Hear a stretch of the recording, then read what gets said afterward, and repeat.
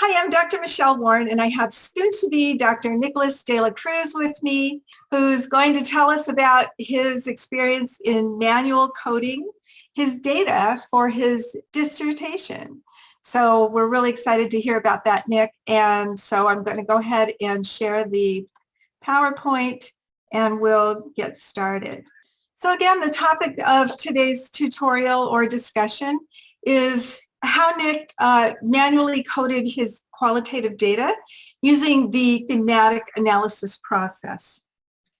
So the 6-phase thematic analysis process was developed by Braun and Clark, and it talks about kind of the natural way that one would attack the data in a manual coding process, where you're familiarizing yourself with your data, you're beginning to generate initial codes as you start to read through your data and look through it.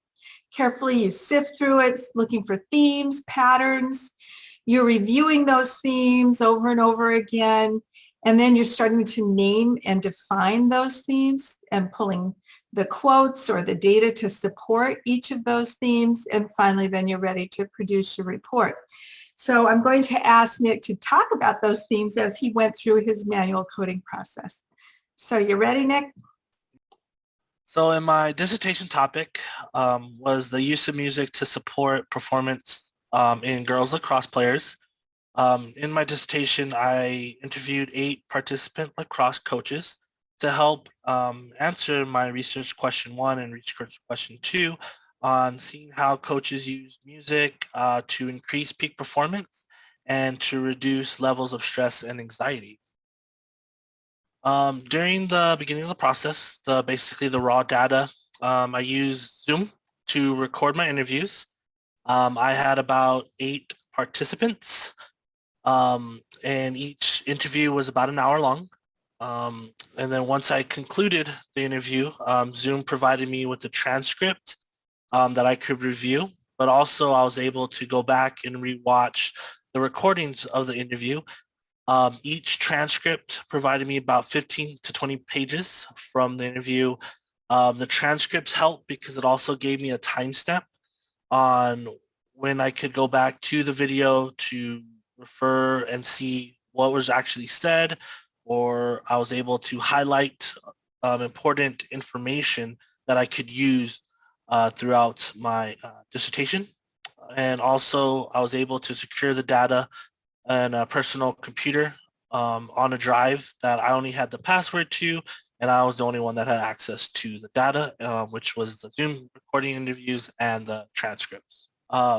So phase 1, familiarizing yourself with your data, and phase 2, generating initial codes. This 2 processes were basically rewatching the videos. I at least watched each interview at least once, and then I would read the transcripts. I would reread them over and over, about 10 times at least. There's some where I had to reread a little bit more than 10 times, just because I didn't want to miss anything. I wanted to make sure I was reading it thoroughly. I was able to jot down notes and able to highlight little key things that stood out from each interview. I was also able to look at the timestamps on the transcripts to refer back to the videos, and just continuing the process of rereading the transcripts, and starting a little bit to group the code words together, like for an example, conditioning, warm-ups, pre-practice. This process took about 2 weeks. The reason why it took a little 2 weeks is that I just preferred that I wanted to take my time, make sure I didn't miss anything, and was very detailed on going back to the transcripts and going back to the videos. Phase 3, searching for the themes. This is a part of the phase when you start really grouping the code words that you found. For me, throughout the 8 interviews, capturing different themes and sub-themes that populated throughout the different interviews. Of course, went back to the videos to find additional quotes that stood out. Grouping code words again together, like conditioning, warm up, upbeat music, focus, team camaraderie was a couple of the ones that I found that stood out to me during my interviews and my transcripts. Also too, I was starting to, capture quotes, phrases or words that stood out throughout the interviews that I was going to use in my actual dissertation, and then starting to base them on common themes, and then eventually started to shift to using PowerPoint to help get organized with those findings. Right here, you have an example of how I use PowerPoint to kind of start, mapping out what I was going to use for my dissertation. Um, the low arousal on the left, the peak performance in the middle, and then high arousal. I was able to define low arousal as means of low energy, lack of focus. Peak performance is where an athlete is at their best to achieve during their competition or practice. And then high arousal was too much energy. And as you can see, I started to kind of group them together on where I felt during this time would help me with my data that I found.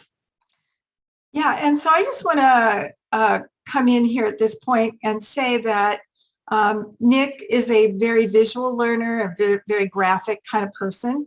And what we found with all these words and all these transcripts, he was just starting to get kind of overwhelmed.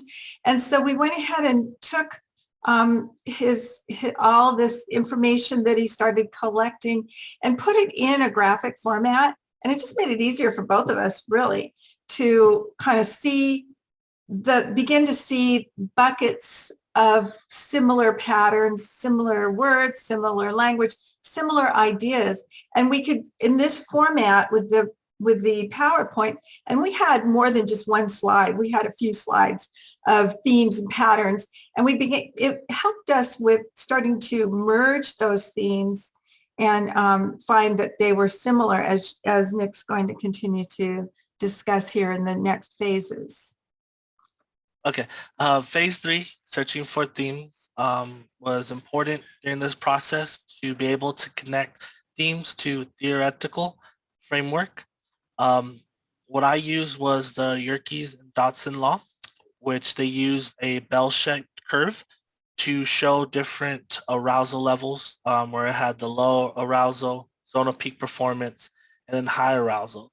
So this was a great way to base my data off of, and help me be able to organize and use the data that I found from the coaches to categorize the themes on helping athletes go from low arousal to peak performance, or even peak performance down to low arousal, or peak performance increase to high arousal, and then high arousal decrease to zone of peak performance. So this was a great phase to kind of connect the data with the framework to help with my dissertation. Here you have an example of how I kind of started to create a theme. This theme was using from low to zone of peak performance. One of the early stages, I had upbeat music and fast tempo music, helping athletes go from low arousal to peak performance. It also helped me visualize how I would use the quotes from my data, from the transcripts, to be able to make it easier for myself to put it in my chapter 4 and my chapter 5. This is just a great way to help me because I'm a visual learner. I have to see what's in front of me in order to understand it. So it was just a great step during this phase to have a visual of what I was looking at. Right, and Nick also used colors to help him kind of determine what is the theme and what is the quote, and he highlighted certain important words and codes. And so as you do your own manual coding, you really want to make use of all the tools that are available to you, graphical as well as words, and as you'll see in a minute, also Excel. So let's go ahead and go to the next slide. So phase 4, reviewing themes. I transitioned from PowerPoint to Excel just to help me better visualize and also organize and, use the different tools to help myself by using colors. I was able to have the themes across the Excel spreadsheet and then have the participants on the side where I was able to put the quotes to be able to show, okay, these were grouped together. I could use this quote for coach participant 1, participant 2. For an example, you can see here how I grouped them together. This also helped because I started to notice that some themes were similar to other themes where I could start grouping and make a better theme out of little other themes that could come together to make one theme. And then I was also able to get rid of some quotes that really didn't fit, or I was able to say, you know what, this quote actually fits better with this theme. So now he's at the point where he's got his themes across the top and they stretched out. And as Nick said, seeing it in this format, you could kind of go, well, yeah, these two themes are so close together. Let's just change the name a little bit, merge them, and then select the perfect quotes. And so in this point, it was still kind of, you know, a sprinkling of a lot of quotes in here. And you can see that the quotes do continue on, even though the data is captured in the Excel, even though it's hidden, it's there. And so then he could go in and sift through all these quotes. Notice that he had the quotes for each of the themes going down the column. So he could say, okay, coach participant 1 really had a great quote I want to use in my report. And then participant 4 or 8 had a really good one. So I'm going to go ahead and use those two to support my theme of using music to get to build energy in the athletes. And not every participant had a quote for every theme. There were themes that were empty for some of the participants. But this Excel was really a helpful way for Nick to start to collect those quotes and get those themes and review those themes again. This whole process is about becoming just fully immersed in your data to where you're just so familiar with it that you're able to start to really get those patterns and get those themes and pull that all together. Phase 5, you know, defining and naming the themes. This process was really starting to zone in on clarifying and defining themes around my framework. You know, making sure like, okay, this is what I'm really going to use, and also making sure that it made sense with the Yerkes and Dodson law, where I had data to support, you know, from low to peak performance, or from too high to peak performance arousal levels. So this is really where you get to a point where like, okay, this is what I'm going to be using. This is where how I'm going to write my chapter 4 during the phase 5. And then phase 6, you know, producing the report.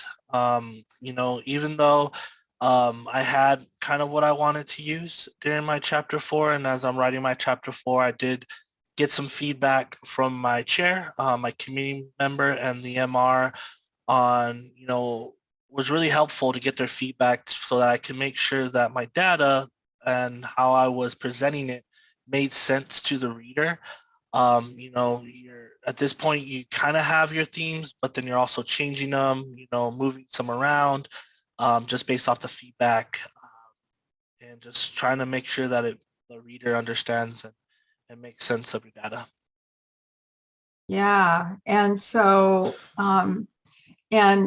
this whole process resulted in beautiful themes and sub-themes for Nick's chapter 4, and then some important implications and findings. So well done on that, Nick. Just super impressive and super exciting to see your data. And so thank you, Nick, and thank you, audience, for listening to this presentation, and we hope that this was helpful. Thank you.